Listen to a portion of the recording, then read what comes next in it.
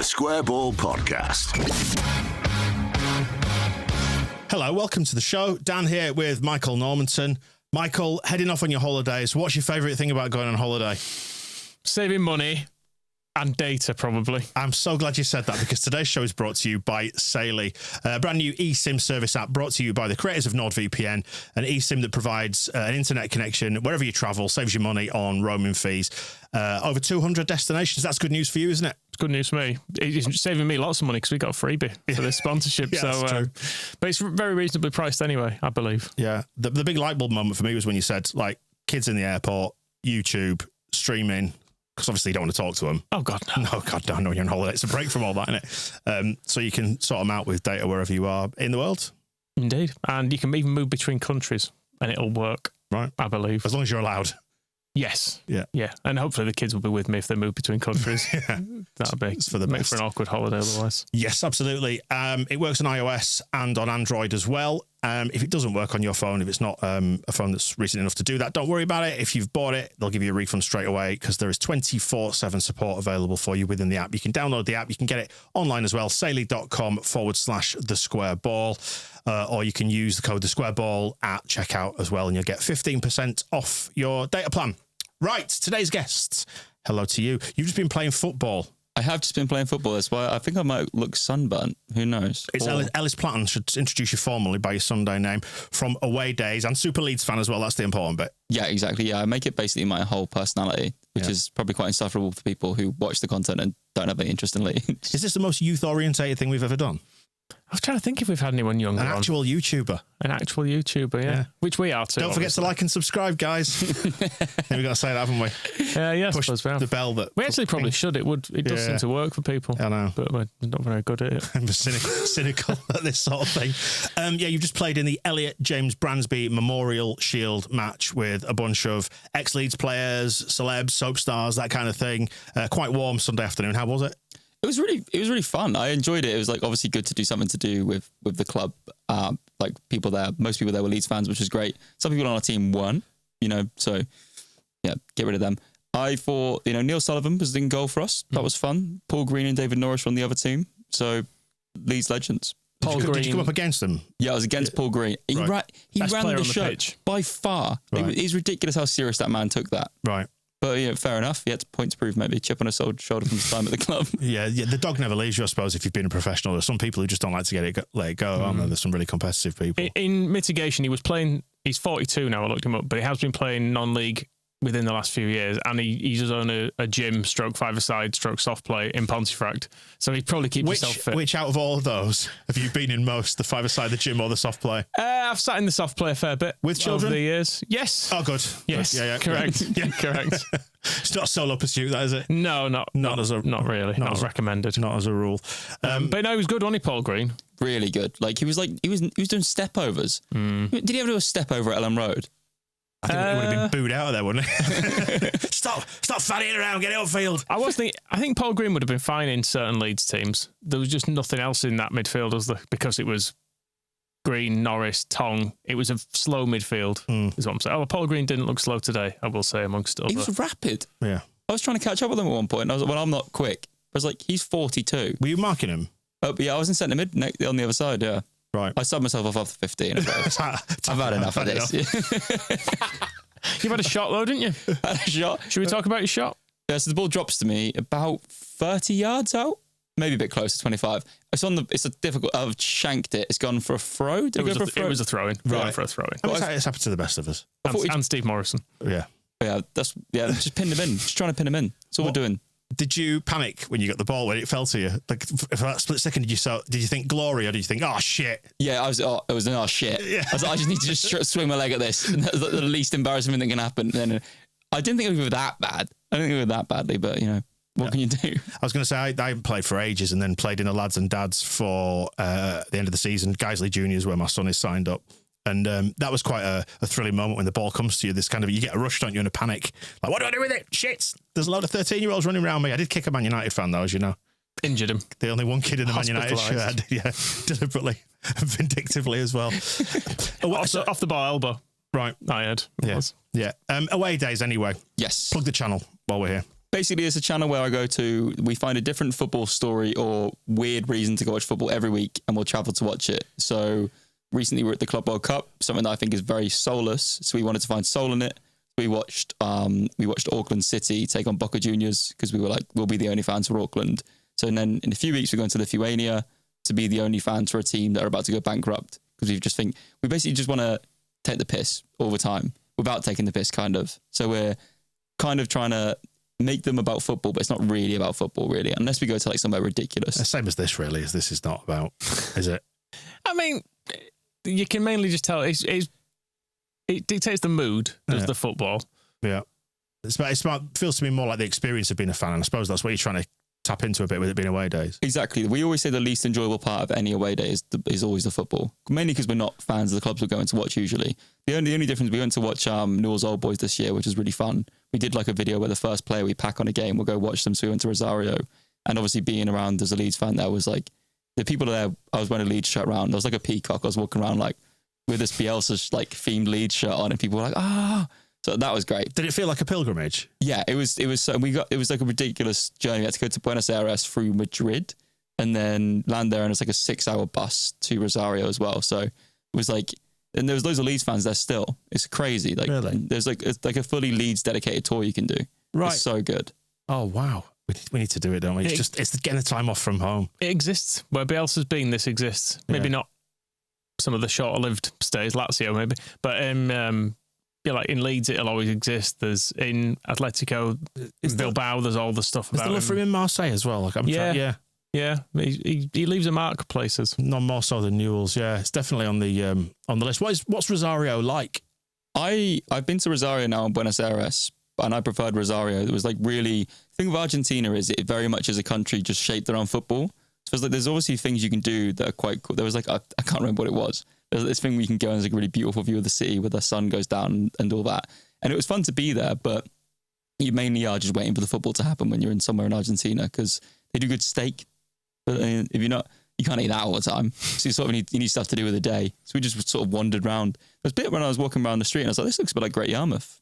So right. I was like, it could be Great Yarmouth. Have you met Bielsa? Never, no. Right. Not even like when he'd be walking, I'd be like, everyone's like, oh, I met him at Costa, or like he was crossing a bridge and I met him. Like never. That's like one of my things. One of my video ideas we have down is called Meeting Marcelo, but it's difficult because is he going to be the Uruguay manager for much longer? Who knows? Because with him it's quite volatile, and even in that job. So we want to do like a pilgrimage almost and try and meet him. But yeah, you guys have that, right? No. We were close. We came very close. We actually went to the training ground with the intention of doing it, and then he had to go. As we got there, somewhere. As we got there, he'd been called to Ellen Road. Yeah, so it was like, oh, it's not going to happen. And then it was another. I think that was mid-COVID, wasn't it? Happened. It was the week we signed Rafinha.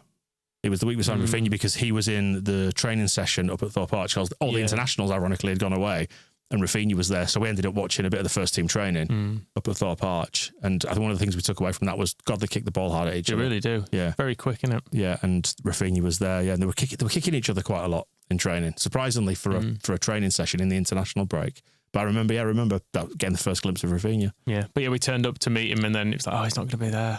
Oh no, that's a shame. I mean, maybe it's better that he exists. No, I'd have loved. I wish I'd met him. I can try and convince myself it's better not to have met him, but I wish I had. Yeah, I don't know what I'd say to him. Just be thank you and stuff, wouldn't it?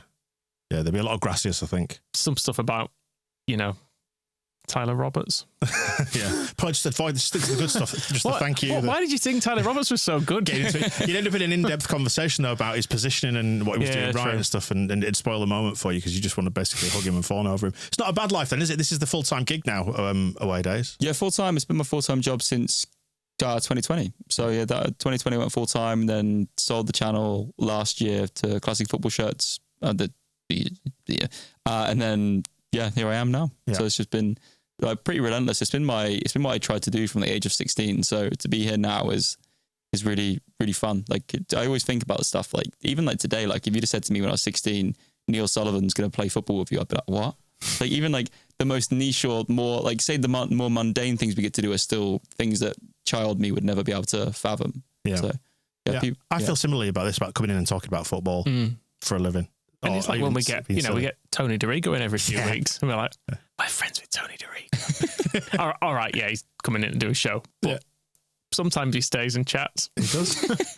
Yeah. And I think that means he's our friend. Yeah. Is it strange growing up on YouTube then? Do you ever look back at the early ones when presumably like going back into the channel, it's going to, when you're a kid doing it, it's going to be a little bit more amateurish, and now you've got, classic football shirts behind you and it's all, bigger budgets and bigger guests. Yeah, so when we first started, it was really, really bad. Like really bad, because I lived in like Norfolk. People don't believe it because my accent is very southern, but from a very working class family, so we didn't really have much money to do anything. I had to work at McDonald's to fund every video we did. I like David Haig. Of course, yes. Sorry, go on. And then we were doing these videos, and then we were going to Great Yarmouth Town, Lowestoft Town, all these non-league games, and then I think I hit 100 subscribers, and like Leeds, Norwich, we were away at Norwich. Dukara scored an equaliser. We drew 1-1. That was like my 100 subscriber special, was going to Norwich Leeds. It might have been 2014, 15. Adrian got the assist, is all I remember. And then just kicked on from there. Got really lucky. So my aim when I started YouTube was just to become a TV. I wanted to be a kids TV presenter because I've always been really baby faced, but I've always been quite like out there. So I wanted to be a kids TV presenter. Sort of around that time, it became less desirable to be a kids TV presenter for different reasons. And then got experienced on camera. Sort of things snowballed and just landed in this ridiculous space, like where it's been just unfathomable. Like the last, it was like a 2-month period.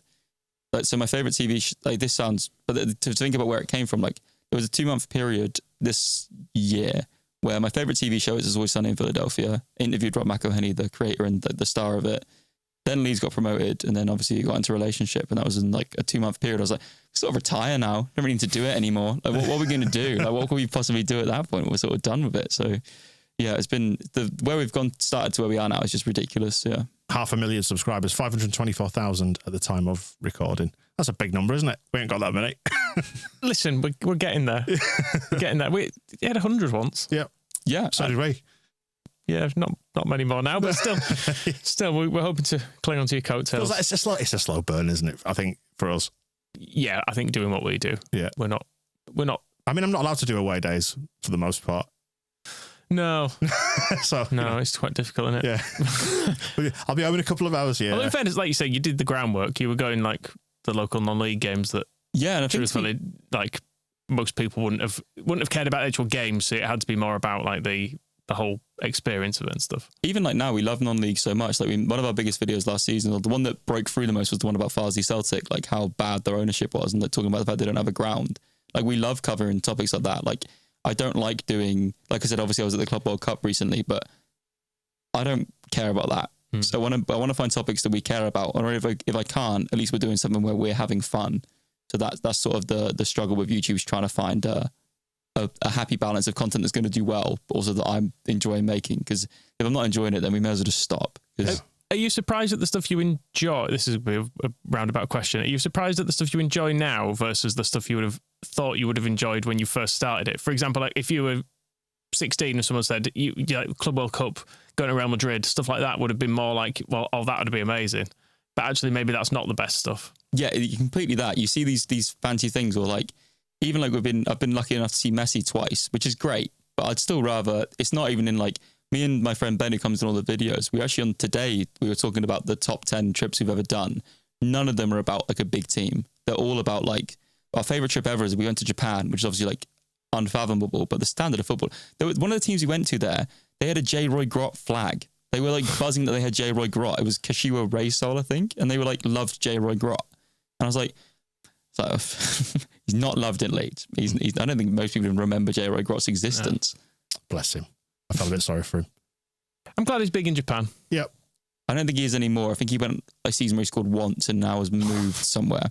I think he's back. We looked at this the other day, didn't we, actually?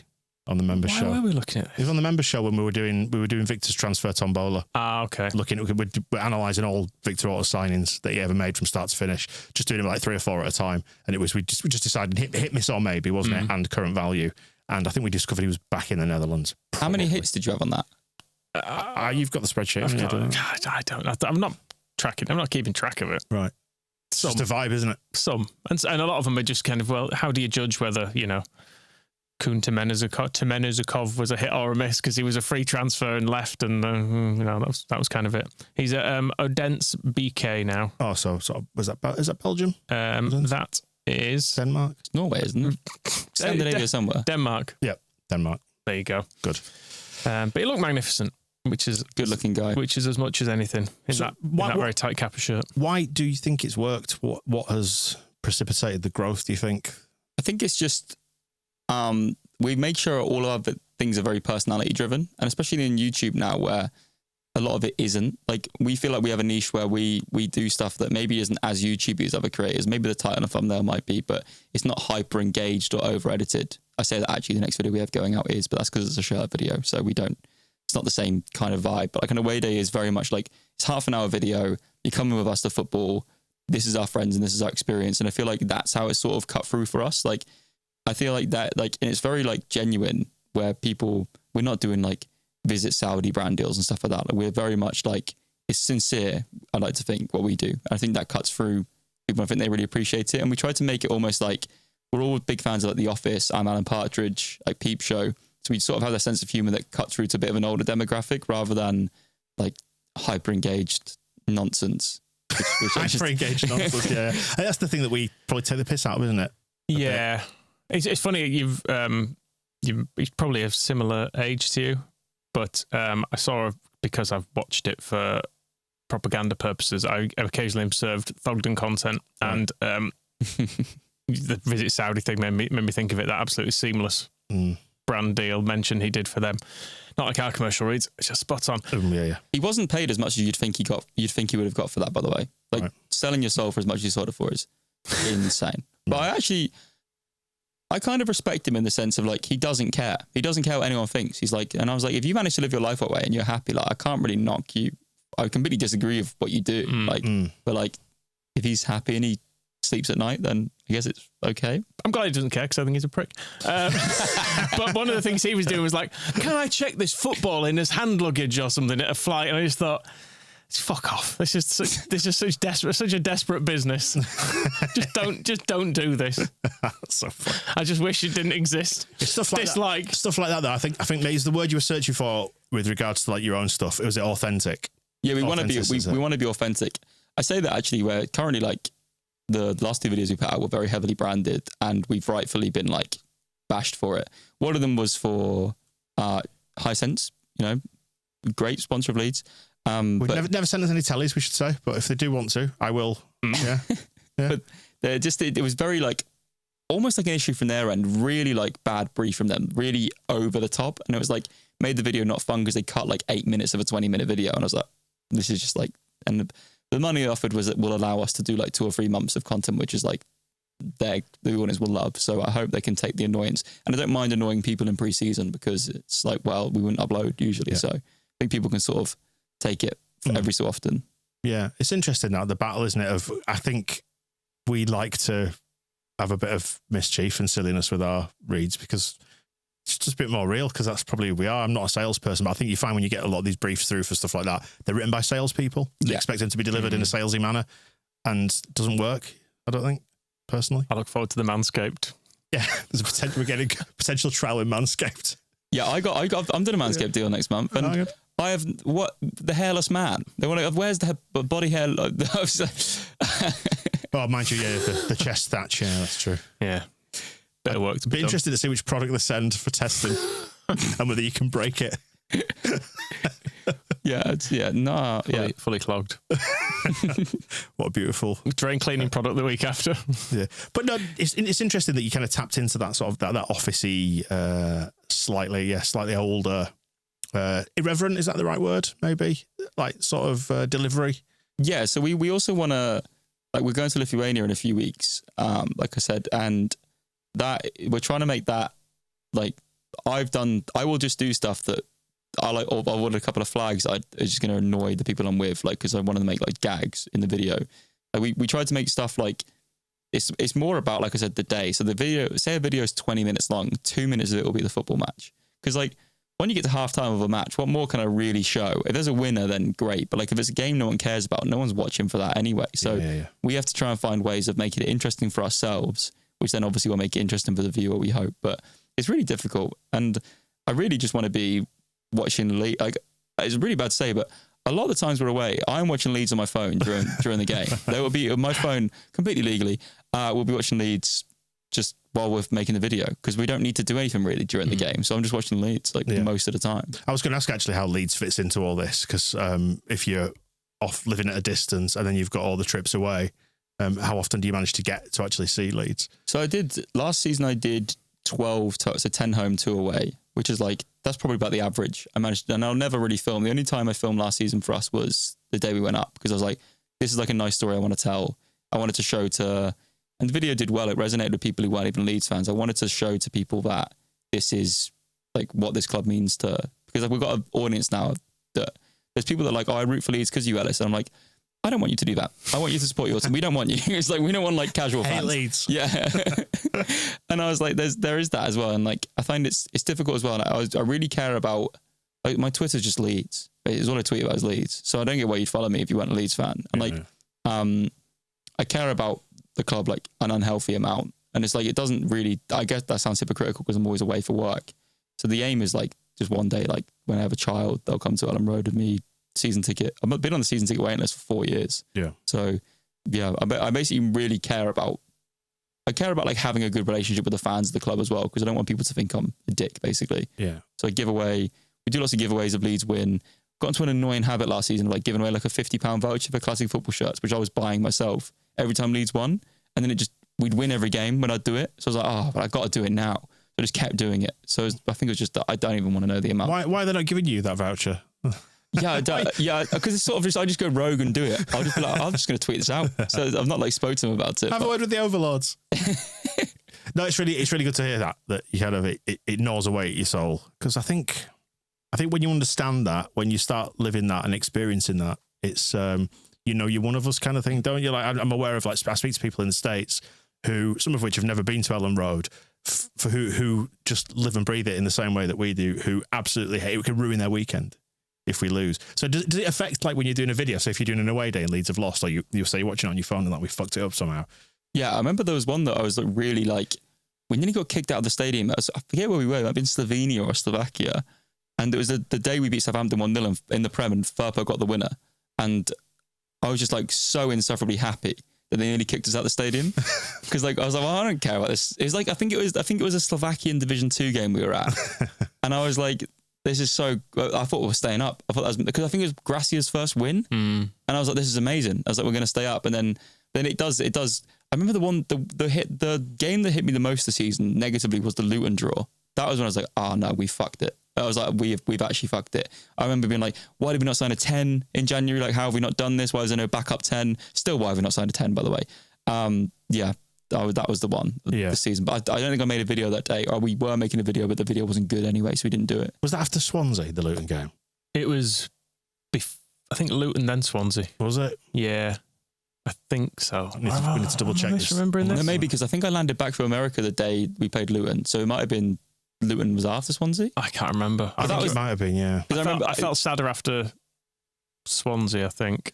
Yeah, that was the real, as I documented on the show, possibly my nadir. But yeah, I can't remember this stuff. It was only months ago. I've got it in front of now. We've had a really happy memory ever since that, haven't we? But we're always on the brink of crisis. Always. It was QPR 2-2. Then we drew against Swansea 2 weeks later. Oh, okay. So we came back off the international break, presumably then, and we drew with Swansea, which was the game where we were supposed to get it all right after the kind of wobble. Because we'd lost at Portsmouth, beat Millwall, and then drew against QPR, and we were going, we've only won one in 4, but it's all right, we'll come back after the break and we'll put this right, because we've got Swansea, so we'll get a win there, and that's the platform to take into Luton. And it didn't happen, did it? Yeah, Mellier. Yeah. But I think because you expected the reaction after the break, and then it didn't come, and we drew with Swansea, and Mellier did what, Mellier did. And then the Luton game was a really attritional game as well after it. So you're still waiting for that bounce back. And for a team that just won, I think it was the fact that it was a prolonged wobble, wasn't it? It was 1 win in 6 in the end. Yeah. We should probably cover off why you are a Leeds fan, because you've already said Norfolk is not particularly close. Yeah, so half my family's from Leeds, half my family's from Norfolk. So I just happened to grow up in Norfolk, basically. And the Norfolk side of the family, they are really passionate about football, but I feel like I wanted something that linked me to. They're not like fans of clubs that are in Norfolk. They're just like Liverpool, Nottingham Forest, and they're really passionate about their teams. But like I wanted a connection to the team. So yeah, my first season was 03-04. So the relegation season was my first season as a fan. So in the first season as a fan, we nearly lost the club and got relegated, and then we got relegated again a couple of years later, and then same debacle. I'd get bullied at school in Norfolk for being a Leeds fan by Norwich fans. You know how irritating that is? I can imagine. You'll have had all the Snodgrass House and Snodgrass Bradley House. Johnson, Becchio's the worst one, because Becchio's my favourite player of all time, and him going to Norwich was like, and then he was crap for them, and they were like, well, you rated this player all this time and he's rubbish. I was like, no, I was like, you don't understand. If we'd have kept Becchio that season, I'm pretty sure we would have made the playoffs that year. And then he just went, and Steve Morrison, probably the worst. That's up there, one of the worst deals we've done. That's worse than some of the loan clauses we had. Yeah, but that was under GFH, am I right in thinking that? Yeah, it was Warnock. Yeah. Wasn't it, who did the Morrison-Becchio deal? Which was at the same time that Salim Patel was DMing us and talking about it, about transfer targets. Did you tell him to do that? No, he told me. Okay. He told me, actually, he said Becchio's been disruptive at Thorpe Arch. I think he was actually trying to plant the seeds for moving him out. But the reason there was a contract renewal coming up. The reason all Leeds players were disruptive at that point was because we wouldn't pay people properly. Because their agent would be like, you could earn 3 times this elsewhere, and it'll be normal. GFH or Chelino or whatever would come in and go, no, you know, a pay cut. Right. They'd be like, well, probably just leave then, I suppose, if that's what you're offering. That was the Sam Byram tale, wasn't it? That he'd be offered a pay cut, and then he was like, I'll just go to West Ham then. Yeah.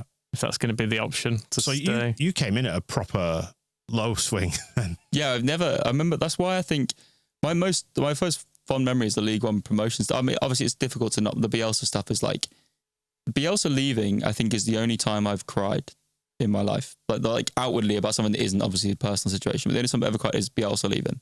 Because I still, even to this day, can't fathom it. I can't fathom how just, it probably was time, whatever, but like, I just don't know. I feel like if you have Marcelo Bielsa willing to be your manager, you just persist. And I feel like this is probably ground that's been covered so much on this podcast, but yeah, that was that. Yeah, it was just rough, really rough. I remember, like I said, the Neil Sullivan playoff final. That was bad. No, that was a high point for me. Getting to a playoff final was the high point for me. Like Eddie Lewis was my favourite player growing up, but he scored a free kick. Yeah. That was it. And I was like, he was playing for Derby like a couple of years later. I was like, I liked him. I think that's one of the things that made me grateful when we did get back up as well. It was a reward for that younger generation who'd not seen any of this, had not seen us be proper, almost top of the tree. Histon was one of my memories. Got bullied at school for that. You see, you wouldn't have been able to see that many games either, so... No, it was really like we were on TV. That was a great opportunity to watch it through. It was, from what you could see. That was the origin of ITV's fucking shit, wasn't it? The Histon game, because there was such a fog and amount. It was like a. Why you left, wasn't it? It was a protest. That's why I left about 10 years after that. Yeah. You just did a 10-year stewed on it. That's when I stopped doing anything productive. just the last 10 years there. I had the last laugh. So it must have been great then when we finally started being good, and then Bielsa arrived, and it just changed forever, didn't it? You know what I find fascinating is, as well, thinking about that, the mood we had going up, there was never any doubt of us going down, I didn't think. Really, like, the mood was Leeds are going to be really exciting this year. The old Leeds challenge for Europe or whatever. Like, the sentiment around us is so different this time. And it's, like, really fascinating to me. And, like, I loved the Bielsa era so much because there was never any doubt in me that we'd stay up. You mean the second season? The first season, when we first went up, never any doubt that we were going to stay up. I thought we'd be completely fine. Even the second season, I thought we'd have stayed. I thought we were going to be fine. I think if we'd have got, even Bamford spoke about it recently. It's like if we'd have got Phillips, Cooper, and Bamford right all season, and they were coming back, and then they came back, and we were a bit better. And people forget about I know you're very anti Jesse Marsh, and he seems like a nice bloke, but the Wolves game that we won was the big one. He got so lucky in that we won that game. Like the red card, was a bit bollocks, that red card, and that kept us up. Brentford were down to 9 men. We beat them on the final day. We beat Norwich with a second left. We beat West Ham away with an awful squad under Bielsa. I'm still not convinced. No one could ever convince me that we were any better under Jesse Marsh than would have been if we just kept Bielsa. Yeah, we stayed. 100%. It was pure luck. We stayed up under Marsh because it was by nothing at all. I mean, I think on that day, I'm right in saying if Burnley had won, we'd have gone down anyway. Yeah. Is that right? Yeah, they lost 2-0 to Newcastle. Yes, right? They lost to Newcastle. But yeah, the points Marsh accrued were just fluke. Yeah, And I mean, you can't put them all down to being fluke. And I say this in that first season. But I say that as somebody who's agreeing with you, by the way. Yeah, enough of them were a fluke that you can't take much credit for it. I think looking back on it, with the passage of a bit of time, but I think this is when I started to realise at the time that the system behind Bielsa was not set up to allow him to succeed in the end. And I knew it was going to eventually come crashing down. And that was the most disappointing thing, was realising that the recipe, the background, the structure behind him, it just wasn't enough. Basically Radrizzani didn't have enough money, or we couldn't recycle the squad quick enough. And I realised that it's like there's too much to do here. And I think it's been spoken about in the interview since, isn't it? When like Kinnear's addressed it, that they weren't able to recycle the squad quick enough. So I think that was the most heartbreaking thing about it, is that we had the most amazing manager, but didn't have the sort of sustainability or the wealth behind it to keep it going. But then you do look at Bielsa's history though, and he's been manager for a very long time now, and he doesn't go beyond that anyway. So maybe it's an inevitable outcome of having Bielsa as your manager, is that you get these incredibly bright years and then it becomes unworkable for one reason or another. Well, he said it, didn't he? I needed a whole new squad. And you're just not in a position to deliver it. I need such better players to be able to do this. But then would it have then happened again in another 2 years? He made do with some really bad players, didn't he? He insisted on some of them, didn't he? In a way. Like, you look at the squads he was putting out in the Premier League. Like, a lot of those players are League Two players now or something. And he was just like, yeah, these are fine. And they were. I'm happy with it. I'm happy enough with these. Did you realise now, looking back on the alchemy of it, just what he was doing with the passage of time, how hard it is going into the Premier League this time to see what he achieved? And I know it's got more difficult in the last 5 years, but even to see now with the passage of just 5 years what he achieved, like, it's incredible. I do think you're right though, because I thought as well, I was like, oh, he's fixed us. We're going to be fine now. Forever. Yeah. That was basically how I felt having gone up. I was like, oh, it just needed someone to come in and put it right. And then a few years later, you're going down, and now we're going back up, having accrued more points and with probably a better squad than we had under Bielsa. And the general feeling is it's a bit flip of a coin this, whether or not we're going to stay up or not. Yeah. But I suppose the experience of all the other promoted teams in the last few years is looming a bit, because they've not even tried, haven't the newly promoted teams in the last couple of years? Yeah. I'd like us to start spending, is my fear. Like obviously I know people around yourselves know way more, but there's like, we're linked with this person and whatever, but are we gonna, I don't like but I feel we're weaker. I do think we're weaker than we were when we went up. Like losing Firpo and Solomon's goal contributions is a big thing for a promoted side, and we're not linked. Have we been linked to a winger really, other than Siddiqui, who went to Sunderland, who the club tried to claim we didn't bid for, but he said we did bid for him. So like, what are we doing? And I feel like we didn't sign a 10 in January because we were like, oh, it's fine, because when we go up we'll have a war chest, and this war chest is like not really. BL feels like a coup, but I've never seen him play. But the rest of it, I don't think I'm unreasonable to be like, I feel like we should be further ahead than we are. But I don't know. Although you can't force the market, can you? I'm sort of mindful of not sounding spoiled. Like, I want them to do more. Definitely, 100%. I agree with you. And it makes you more anxious with each passing day when they don't get stuff done. But I mean, I'm also aware that this is just my own uncertainty speaking to me, because it's only mid-July. Yeah, we've got plenty of time. I want a 10 is what I want. A 10, a goalkeeper and a striker. Yeah, by the sounds of it, they want to, in this next round of players, is address goalkeeper, midfield and striker, and then winger and 10 comes in the next phase maybe. It's got to be. It's going to be Emi Buendia. We're going to sign Emi Buendia.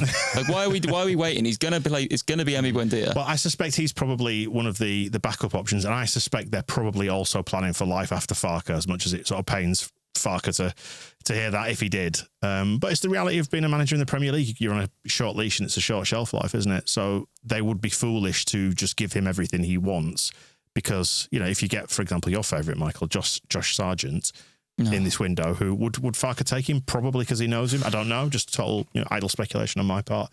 But you don't want to be. I think. No offense, Josh, but left with that. I might organise an old school protest outside the West Stand. Right, dirty if we sign him. Potentially, yeah, right. Yeah, potentially. No, he'd be fine for the Championship, wouldn't he? But come on. Yeah, you need to be kicking on, don't you? Yeah, exactly. Yeah. That would be that. When I saw that link, I was like, oh no. I knew we were going to be linked to him because it just felt inevitable. The USA links and whatever. But I was like, he didn't do well in the Premier League last time. People were already trying to replace Pirou, and he outscored him. So like, what are we doing? Like, I don't get that link at all. Yeah, he would feel like a signing for the 26-27 Championship season. Right. If we got him now. But we shall see. Let's not get too despondent yet. But I would like them to just kick into life. Brendan Aronson on Pat's training regime. Yeah, he's been doing the work, hasn't he, as Pat? Size the man. He'll look great in Wrexham's documentary next season. So cynical. What do you think of the kits? Then this is part of your wheelhouse, isn't it? The home kit I'm not keen on. I feel like I say kits, we've only seen one, but yeah, we sort of know that. I don't know. Apparently, the third kit's gonna be black. Yeah, third kit black. Away kit is a riff on the Nike blue Strongbow. Yeah, I find it interesting that Adidas are doing that. I think Adidas have been really good for us, to be honest. Like I was not that happy when we got them, obviously. But then the problem was when we first got promoted, we had that horrible like Asian betting firm on it that like no one in the country has ever used. So that was like. But then people grew to like them kits. Like I think of the first season back, you think of Phillips in it. It's like very much reminiscent of that. I like the away kit last season's amazing, and the first home shirt we had back in the Championship is great. I think of Somerville or Ritter in that. Get him back. Either of them, get both of them back. But yeah, the blue away shirt. I'm like, I don't know what I think about us rehashing a kit that blatantly. I think it'll be fine. I think it'll sell really well, but I don't know if I'll rush to buy it because I've already got the original Nike one. Yeah, so it's one that I've actually retained that still. Yeah, same. And thankfully with the bagginess of old shirts, still fits, which is great news. Part of me also has an issue with that being a retro shirt because it's not that old. Right. Well, I mean, it is. It is. It's 4 or 5 years ago we were wearing that. It's a generation, Michael. It's 20 years. I'm aware. It's mad, isn't it? I'm aware of it. But yeah, part of me just goes, no. It's like when I see the Netflix shirt for sale in the club shop as a retro shirt. I'm like, come on. Yeah, why does that sell well? Are many people buying that? Is that the promotion Beckford shirt? Yeah. Right. Not like the blue stripe thing. No, it's the promotion shirt. All right, so there's a nice memory attached to that. Although it's not, weirdly though, that's not the shirt we even wore for promotion because we were wearing the next season's shirt. Of course, it was the really nice all white one, wasn't it? So yeah, we were actually wearing the next year's kit. Yeah, the finishing 7th in the Championship kit is what we were promoted in. Just thinking about the Nike Strongbow era, there was, do you remember the bootleg black shirts that went round at that point? So I've been kind of craving a good black Leeds kit at some point for years now. So it'd be interesting to see how they deliver on that. And I agree. I tend to agree with you. Adidas have been broadly all right, but it's a bit, you kind of go, sometimes with the templates. And you're like, just do something, just give it a little bit of sprinkling of magic. Well, the originals kit they did last season was great. The one they only sold like 2,000 of them though, but like, that was great. The one with the smiley badge on it, that was great. But the leisure wear is good. They do like good drill tops and sweatshirts, which I'm more bothered by anyway. So that's happy. And I'll get the kit when it goes to 20 quid at the end of the season because we all know it's going to be 20 quid at the end of the season. So why rush to get it now? Yeah, I think the away kit's not for this upcoming season, but the one after is supposed to be an absolute banger and may outsell the smiley one. So you've heard it here first. Is it a rehash of a Macron shirt? I'm not telling you. It's a secret. Just have a big 15 in the middle of it to represent us finishing 15th over and over. Macron they've really upped their game in they have actually recent years because I remember it just used to be a case of one wash and the logo peel off. I think we were on the Ken Bates package though, weren't we? It'd been like just do them the cheapest. Yeah, but we've got all these different textures. Just the cheap one. So subject to us getting the players, do you think we'll stay up this season? I think it's easy to forget how big because people keep using Sunderland as an example, but our starting level was so much higher than theirs. We've got players like, we've got Ampadu Road on Tanaka. Saw some fans tweeting today that they wouldn't have Tanaka in a starting lineup in the Premier League. And I was like, well, he was our best player last season. Like, why would you not want that? I'm concerned about our lack of wingers because Nyonto was good in the Premier League last year, so I'm hoping he just is better in there. And Dan James is great, but he was also Fulham's third choice winger 3 years ago. So I think we'll be fine. I think we'll finish 15th. That's what I've predicted. In my mind, this is a spoiler for the season prediction show that we're going to probably do. Are you going to say Matteo Joseph's going to get 40 goals again? Yeah, for Betis. Fair enough. We'd probably finish above 15th if he scored 40 goals for us. Yeah. But, top scorer's going to get 9 next year, something like that. 11. Yeah, it's going to be a lowish sort of number, isn't it? But probably enough. I expect Brendan Aronson to have a good season, And I know you're going to hate that. Michael, do you want me to hold you back? I want Brendan Aronson to have a good season. Yeah. I just got a feeling he's going to be really good next. He's toughened up in the Championship a little bit. I think he'll be a bit better. Then it was also, he was good the first few months at Leeds. He was actually. The opening of Jesse Marsh's full season, he was our main signing. And when the system worked under Marsh, Aronson was a key part of it. And you were like, oh, yeah, I can see you need someone to do that, charging around a bit, dog chasing a balloon. at times, but it did make sense in that system. So what you're saying is another good season coming up. In other systems, he's not worked as well, is all I would say. Mm-hmm. But you wish him well. I wish him well. I wish him well for the sake of us. Yep. Really, because fellas, he did all right last year, didn't he? He did do absolutely fine. Yes. And I saw his goal at Derby. What a lovely goal that was. Mm. Although I'm giving most of the credit to Solomon. It was his touch and like the way he moves the ball out of his feet and stuff. Yeah. That just made me think. I can't remember why that was shared the other day. I saw it on social media, but I was like, oh, I might miss Solomon actually. Yeah. It was quite good. We're shooting higher now. We're aiming higher. Buying no wingers. Yeah, correct. We'll get somebody. We'll get somebody. No, I'm quietly low-key optimistic in a sort of, I appreciate we're going to be near the bottom kind of way, but if you're going to just go into it like Southampton did off the back of the playoff win and just go, well, what's the point? You know, we're going to go down. If you can't believe you're going to stay up, and it sounds like they've got a plan. There's a strategy going in place, because it feels to me like almost, you're talking about the squad being weaker. It feels like there's almost a reboot going on, a change in strategy, change of plan. The big bastards are coming in. They're going to try and do something specific to stay up this first season. So I'm almost interested in the abstract to see if that's going to work. Never mind what the football might be like. What are they doing with Pascal? Because I wouldn't drop him, but then Biol, because he's not going to drop Rodon. No. So like, No, I think it'll be Biol and Road on me personally. Yeah. I think Strauch will probably end up staying this year, but equally, I think if there was a decent offer for him, they maybe would let him go. Just because he would allow us some PSR headroom and stuff. I think they'll probably end up driving it, you know. If they want to spend some money on a winger and a striker, they'll end up selling one or two, I think. I've had my doubts about him over the years, I have to say, on and off with him. Just, he can be a little bit timid sometimes, but I really like him. He seems like a really nice guy, and he's very handsome. Oh, he's so good looking. Ridiculous. So maybe keep him around for that. Just for that. That's why you keep me around. Yeah, this is true. This is true. And we'll see. I mean, I think cautious, quiet optimism is my mantra for going into this season. Admittedly, if it all goes to shit in the window in the next few weeks. Get Paul Green back. He'd do a job, I'll tell you that. Watched him today. Did pretty well. Yeah, running that midfield. It's an option. Neil Sullivan instead ahead of Meslier. He had a good game. Yeah, we do need a goalkeeper. But the thing is with Meslier, he was so good at points in our first Premier League season. He just can't. His distribution was so good at first. Remember the Arsenal game in the cup when he was first came in for Casilla in the Championship, and we played Arsenal in the cup. He was so good, but then what happened? It's just a confidence thing, right? He's just been. I think people have known they can just bully him a bit now, and it's just it's for the best. I reckon he'll go to Turkey or something and be great. Yeah. The thing is, his problems are not technical problems. The stuff the things he's done wrong this year, the stuff he did against Hull and Swansea. He can definitely do that. Yeah. He can catch the ball. He can tip a ball over a bar.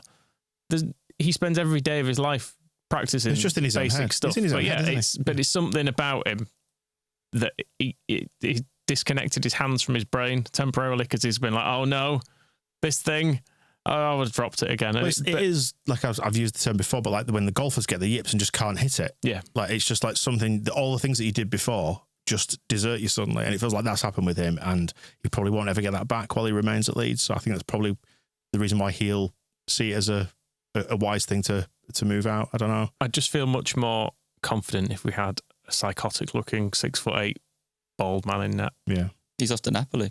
Yeah, it looks that way, doesn't it? What's he going to get there? Champions League football, probably. Boring. Grow up.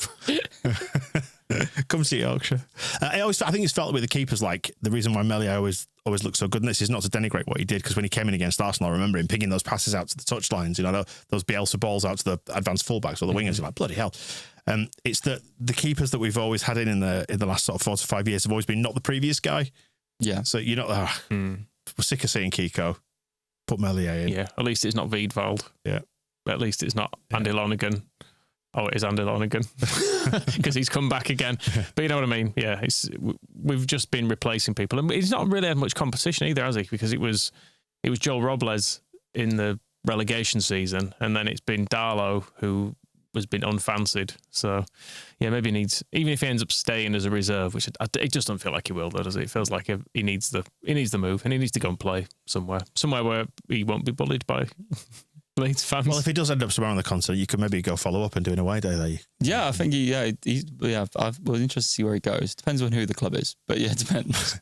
Well, happy travels anyway. Thanks for popping in. No worries. And it's been fun. Let's do it again sometime. And we can find you on away days on YouTube with all your other many subscribers. Don't forget to like and subscribe, guys. Yeah, we'll catch up in a bit. See you soon. The Square Ball Podcast.